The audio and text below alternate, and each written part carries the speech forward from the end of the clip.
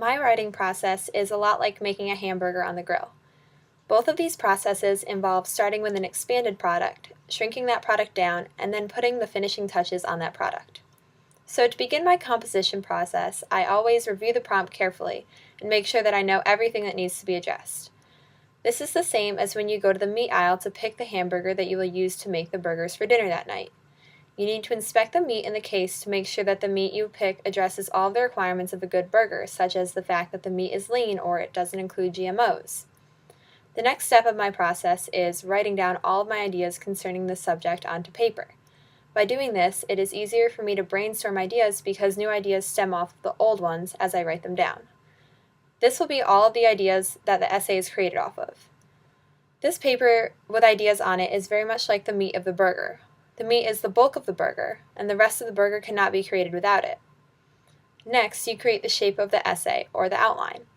This is always the most important part of my process. I notice that when I don't have the time to allow myself to write an outline for an essay, such as I'm being timed to write an in-class essay, my final product turns out significantly less clear.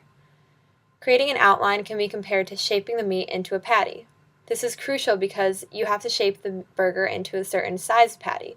If you don't form the hamburger meat into a patty and you just put the meat on the grill, it will fall apart and will not form a quality final product.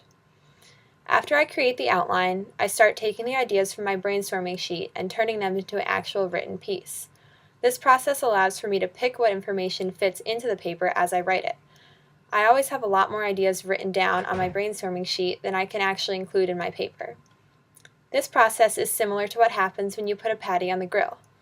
Once the burger begins cooking, it shrivels up significantly. This is okay though, because the mess that drains out is the grease and the fat, or the insignificant fluff that won't actually contribute to the essay I'm writing, and you are left with only the good parts. After I write the bulk of my essay, I go back to the beginning again and write the introduction and conclusion. I find it useful to write the introduction after you've written the body paragraphs because sometimes you are unclear what direction you will go with the topic until you start writing and seeing what examples actually fit into the paper. This is like putting the burger on a bun. You need the bun because it doesn't make sense to eat a burger without the bun, but the bun always goes after the burger. It's not complete without the bun on the top and the bottom, aka the introduction and conclusion.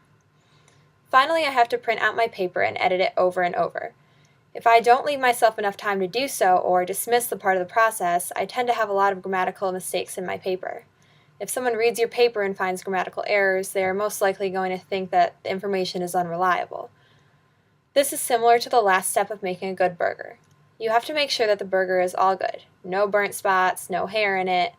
That's pretty important because if you don't do that, your burger can be sent to the kitchen and no one will ever want another burger from you. So that is a comparison of my writing process to creating a burger.